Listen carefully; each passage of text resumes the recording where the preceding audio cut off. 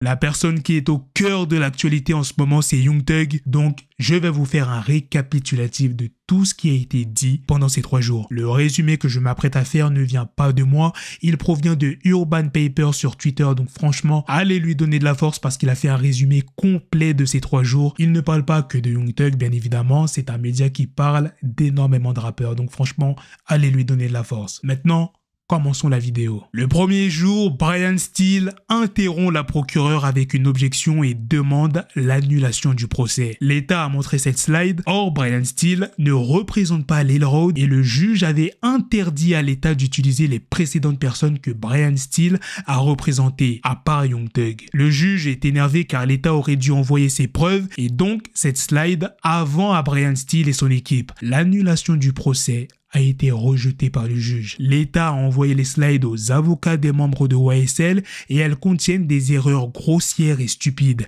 Lil Road est décrit comme coupable du meurtre de Shaimel Drinks alors qu'il n'est pas inculpé pour ce meurtre. Il y a aussi des erreurs d'orthographe sur les noms des avocats. Les avocats de Yagori et Lil Road sont aussi très énervés. Ils affirment que les slides auraient dû leur être montrés avant et que montrer des slides avec des erreurs au jury est inadmissible. Il y a plus d'une dizaine de slides avec des erreurs. Le juge a demandé au procureur de montrer les slides corrigés aux avocats de YSL et que si elles contiennent encore une erreur, elles seront exclues du procès. Adrian Love a parlé de la première charge de conspiration expliquant que chacun des crimes qui ont été commis servent à affirmer la domination et le contrôle de YSL. Elle parle du meurtre commis par Lil Road et Bali qui ont tous les deux été condamnés et sont en attente d'un appel. Lil Road avait 15 ans au moment du meurtre et il avait ensuite posté I bet YSL make the news, qui veut dire je parie que YSL va passer aux infos. Adrian Love insiste qu'il parle bien de YSL et non de lui-même.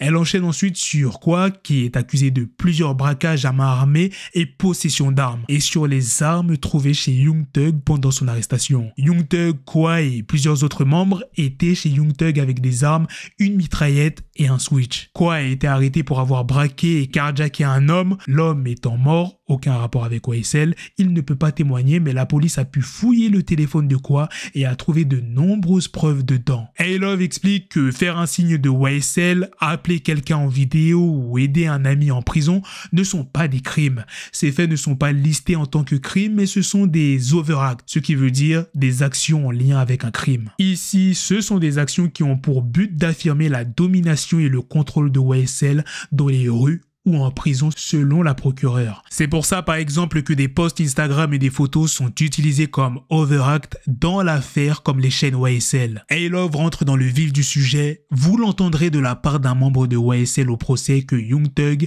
a loué une voiture que les autres membres de YSL ont utilisée pour tuer Donovan Thomas, alias Big Nut.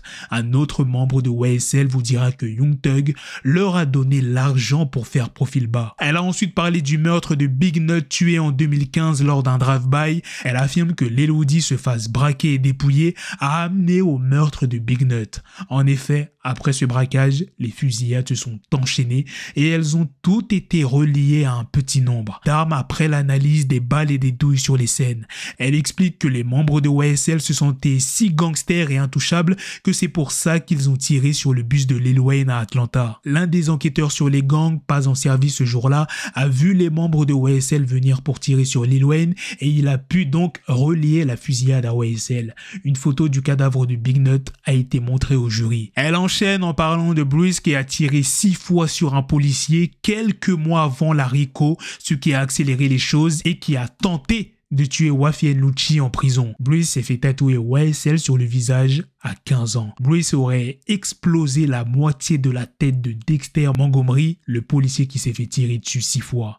Les membres de YSL auraient menacé de mort de Game. 2 membres de YSL auraient accepté de témoigner contre Shannon Stillwell aka SB. SB serait l'un des tueurs de Big Nut. SB aurait aussi tué Shaimel Drinks. Il a été tué à une station essence. Les 2 ont été vus sur une caméra et SB était sous bracelet électronique. SB et Bruce ont tous les deux essayé de tuer Wafi Lucci en prison et Bruce voulait réessayer une deuxième fois. Adrian Love termine en demandant au jury de prendre des notes et de se rappeler que beaucoup des témoins vont probablement mentir évidemment tire à la barre. Elle finit en disant YSL n'avait rien à voir avec un label, à part que YSL a rendu la musique plus vraie et plus attractive. Par la suite, l'avocat de Shannon Stillwell a enchaîné en expliquant que les crimes commis par SB, pour lesquels il a déjà été condamné, ont été commis par lui, non pas pour une organisation. Il affirme ensuite que les personnes qui ont accepté de témoigner contre SB sont toutes en prison et qu'ils ont accepté de témoigner car l'État a dû leur proposer des deals pour quitter la Fulton County Jail qui est décrit comme un enfer pour les détenus. Voilà tout ce qui a été dit lors du premier jour.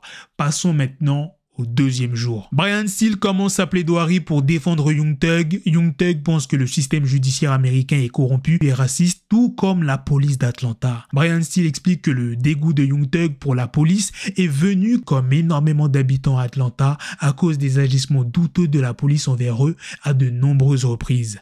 Brian Steel affirme que le tournant dans la vie de Young Thug a eu lieu en 2000, quand son frère s'est fait tirer dessus et que la police est arrivée sur la scène, a menotté sa mère et ont laissé son frère pour mort avec une couverture sur le visage alors qu'il respirait encore. Il explique que c'est la vie quotidienne à Jonesboro, qui est le quartier de Young Thug. Steel fait le lien entre la motivation de Young Thug à réussir dans la musique et quitter la pauvreté et l'image de gangster qu'a Young Thug. Steel explique que sa carrière musicale est un produit des réseaux sociaux construit autour du gangsta rap.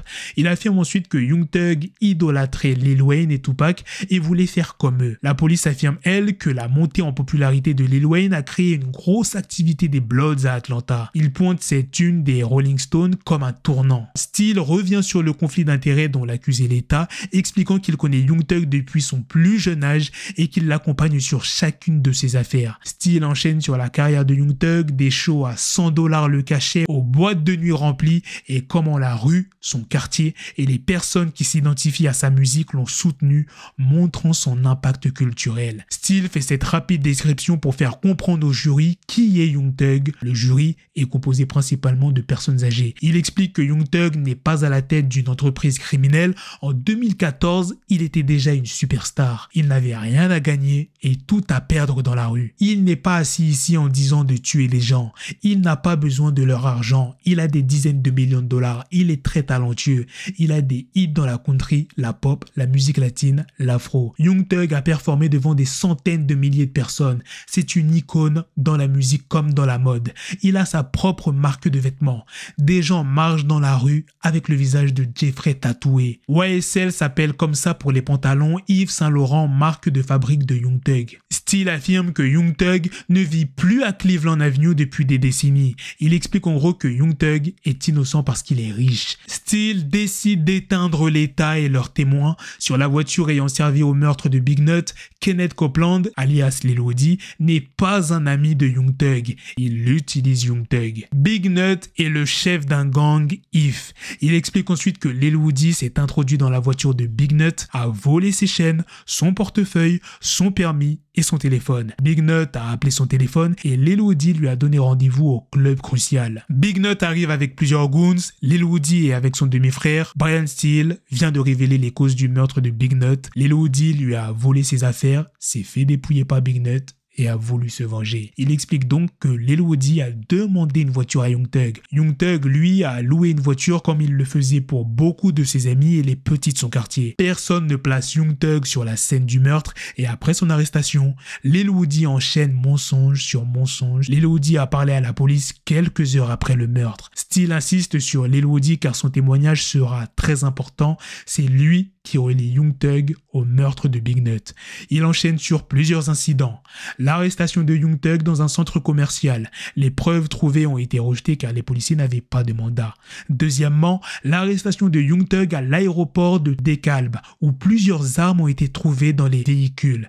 Thug était avec Gunna. Les armes trouvées dans leur véhicule étaient légales. Les armes trouvées dans les autres voitures, elle ne l'était pas. Steel argumente que les armes et la drogue trouvées chez Young Thug ne lui appartiennent pas forcément. Steel affirme que la vidéo de Young Thug où il dit que tous les rats devraient se faire tuer a été repostée par Scarfax et qu'elle date d'avant le meurtre de Big Nut. Brian Steel fait des signes des Bloods en plein tribunal et affirme « Je peux faire des signes de gang, c'est l'Amérique ». Et l'État veut utiliser ça comme un overact. Il fait aussi référence aux photos et vidéos de Young Thug qui fait les signes des Bloods. Il enchaîne rapidement sur la story de Young Thug où il a dit à Wafian Lucci que s'il n'aimait pas ce qu'il faisait pour sa famille, il l'aurait déjà tué.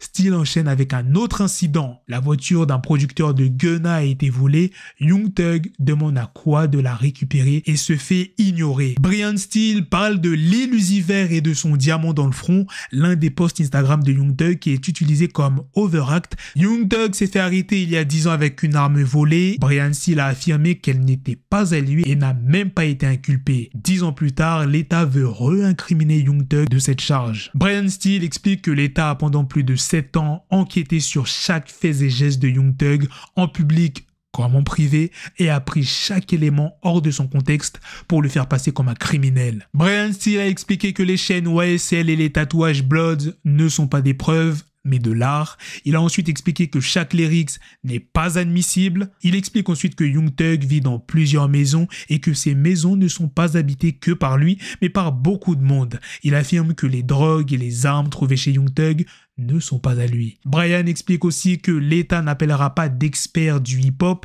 mais 5 experts des gangs. Il a affirmé au jury que Wafian Lucci s'est embrouillé avec Young Thug car c'est son idole comme Young Thug l'a fait précédemment avec Lil Wayne. Brian a aussi expliqué que Pushing P veut dire Pushing Positivity. Ensuite, l'avocat de Yagoli a pris la parole. Il a expliqué selon lui que son client est innocent sur toutes les charges. Comme les précédents, l'avocat de Yagoli affirme que les armes présentées chez Young Thug n'appartiennent pas à son client. Il dit aussi qu'aucun des témoins ne pourra pointer Yagoli et dire qu'il a vu tuer Big Nut. Il explique ensuite que ce n'est pas parce que quelqu'un rappe à propos de meurtre qu'il est forcément coupable de ce crime. Il affirme que Yagoli et les membres de YSL parlent de meurtre dans leur son car c'est ce qui fait vendre. L'État a passé plus d'1 heure sur leur premier témoin alors qu'il compte en appeler plus de 400. Le juge a ordonné à l'État de donner une liste physique des témoins à tous les avocats avant le 30 novembre. Pour ce qui est du jour 3, le premier témoin appelé par l'État est Mark Belknap, un détective et expert en gangs de la police d'Atlanta. C'est le vice-président de l'association des enquêteurs sur les gangs en Géorgie.